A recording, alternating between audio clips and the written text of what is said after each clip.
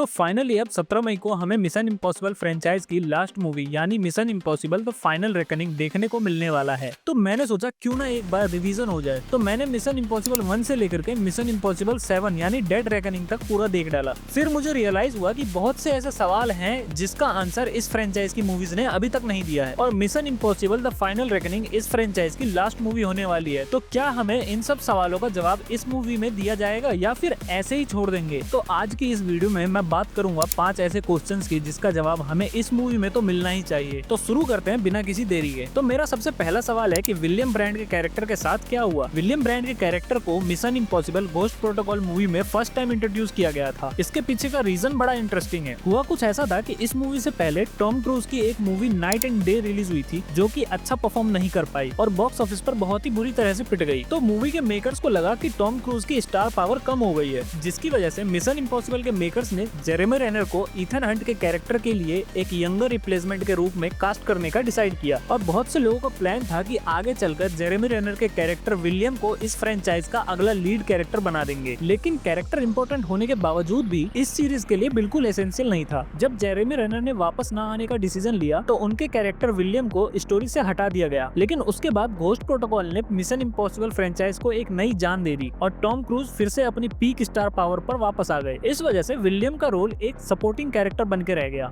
Jeremy रेनर ने भी अपने मिशन इम्पॉसिबल के एक्सपीरियंस के बारे में बात की, जिसमें उनका कैरेक्टर रॉग नेशन के बाद गायब हो गया था। फिर भी विलियम ईथन की टीम का एक इम्पोर्टेंट हिस्सा रहा है। मिशन इम्पॉसिबल डेड रेकनिंग ने जैसे ईथन के पास को दिखाया, उससे ये क्लियर होता है कि उसकी टीम उसके लिए बहुत ज्यादा मायने रखती है और इसका मतलब है कि विलियम भी उसके लिए इम्पोर्टेंट है। ऐसा बताया गया था कि मिशन इम्पॉसिबल फॉल आउट में विलियम ब्रांड के कैरेक्टर को मारने का प्लान था, लेकिन फिलहाल के लिए वो फ्रेंचाइज में जिंदा है। अब आने वाली फिल्म में उसकी स्टोरी को कंक्लूड या कंटिन्यू किया जा सकता है किसी न किसी फॉर्म में। उसका दिखना नए चैप्टर के लिए इम्पोर्टेंट साबित हो सकता है। तो मेरा अगला सवाल है कि हनली के डेथ के बाद IMF का डायरेक्टर कौन है। एलिक बॉल्डविन का एलन हनली रॉग नेशन और फॉल आउट के टाइम पर IMF का डायरेक्टर था, लेकिन उसकी डेथ के बाद ये क्लियर नहीं है कि अब उसकी जगह पर कौन है। किटरिच पहले ही IMF का डायरेक्टर रह चुका है और लगता है कि नए फिल्म में ईथन की टीम का स्ट्रक्चर काफी बदल गया है। ये समझाना इम्पोर्टेंट है कि अब IMF ऑर्गेनाइजेशन US की गवर्नमेंट को कैसे रिपोर्ट करता है और ये चीज नई फिल्म में दिखानी चाहिए। IMF के डायरेक्टर का रोल मिशन इम्पॉसिबल के स्टोरी का एक इम्पोर्टेंट पार्ट है, इसीलिए ये बताना जरूरी है कि अब उस पोजीशन पर कौन है। IMF के अंदर बैकरूम डीलिंग हमेशा से एक इम्पोर्टेंट पार्ट रहा है, लेकिन यहाँ पर ये समझाना इम्पोर्टेंट है कि ये सब अमेरिका की गवर्नमेंट के साथ कैसे चल रहा है। नए फिल्म के लिए ये समझाना काफी इम्पोर्टेंट होगा। घोस्ट प्रोटोकॉल और रोग नेशन के इवेंट ने ऑलरेडी ही डिसोर्ड IMF को दिखाया था, जिसका मतलब है कि IMF का स्ट्रक्चर पहले से ही काफी डेंजर में दिखाया जा चुका है। इसको बार बार रिपीट करने की जरूरत नहीं है। फ्रेंचाइज में ग्रोथ और कंसिस्टेंसी बनाए रखने के लिए ये जरूरी है कि IMF नए फिल्म में एक स्ट्रॉन्ग मीनिंगफुल वे में काम करता हुआ दिखाई दे। IMF का डायरेक्टर मिशन इम्पॉसिबल की स्टोरी का एक इम्पोर्टेंट हिस्सा होता है, इसीलिए ये जानना जरूरी है कि अब इस रोल को किसने संभाला है, क्योंकि नए कैरेक्टर जैसे ग्रेस IMF के नए वर्जन के साथ कैसे इंटरेक्ट करेगी, ये देखना भी फ्रेंचाइज के लिए काफी इम्पोर्टेंट होगा। अब चाहे ये फ्रेंचाइज खत्म हो या टॉम क्रूज के बिना आगे कंटिन्यू करे, लेकिन अपकमिंग फिल्म में IMF का एक नया वर्जन दिखाना बहुत जरूरी है।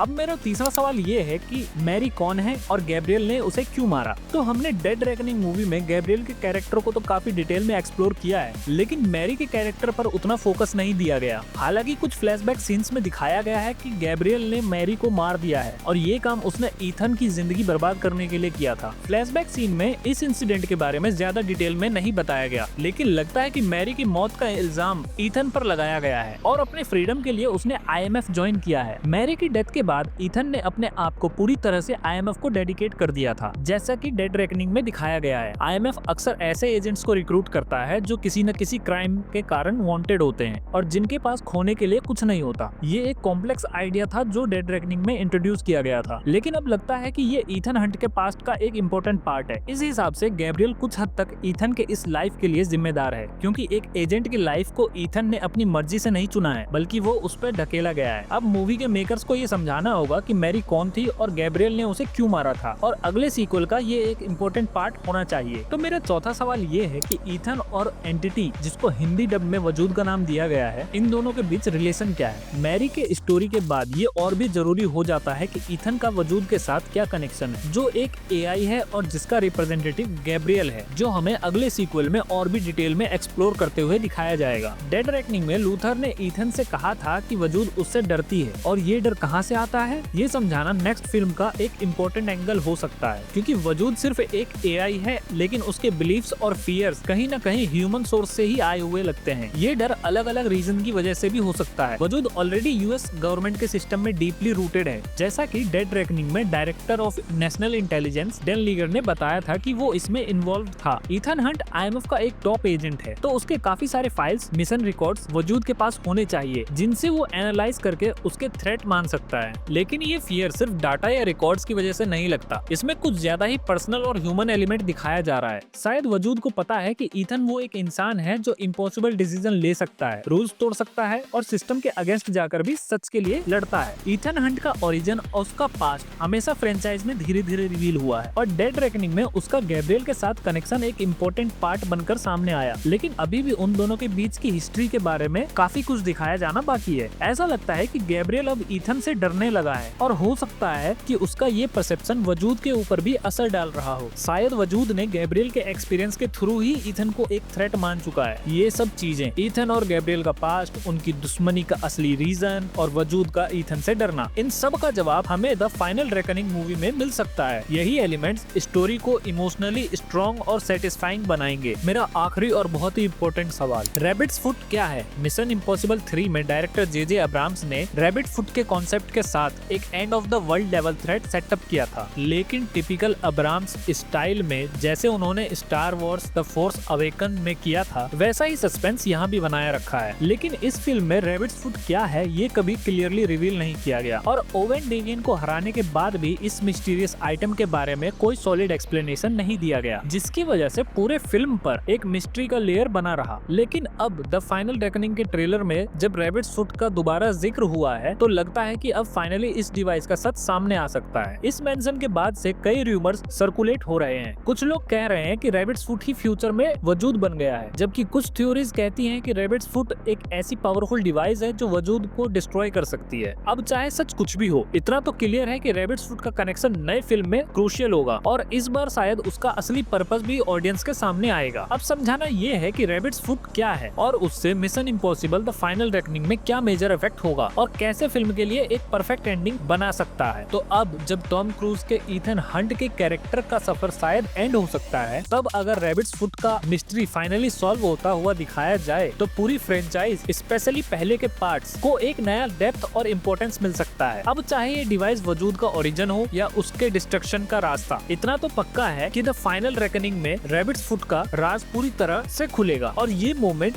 पूरी मिशन इम्पॉसिबल यूनिवर्स के फैंस के लिए काफी सेटिस्फाइंग होगा। तो दोस्तों, ये थे 5 सबसे बड़े सवाल from the mission impossible universe जिनके जवाब मिलना जरूरी है द फाइनल रेकनिंग में। विलियम ब्रांड का फ्यूचर, आईएमएफ का प्रेजेंट, मैरी का पास्ट, वजूद का डर और रैबिट्स फुट का राज। आपको क्या लगता है, इनमें से कौन से सवाल का जवाब हमें मिलेगा और क्या ईथन हंट की जर्नी एक कंप्लीट सर्कल बनेगी? कमेंट करके अपने थ्योरी शेयर करो और अगर आप भी चाहते हो कि ये फ्रेंचाइज एक सेटिस्फाइंग एंड ले तो इस वीडियो को लाइक करो और अपने दोस्तों के साथ शेयर जरूर करना। मैं हूँ आपका होस्ट और आप देख रहे हैं मार्वल जॉय बाय, जहाँ हर इम्पॉसिबल मिस्ट्री पॉसिबल बनाई जाती है।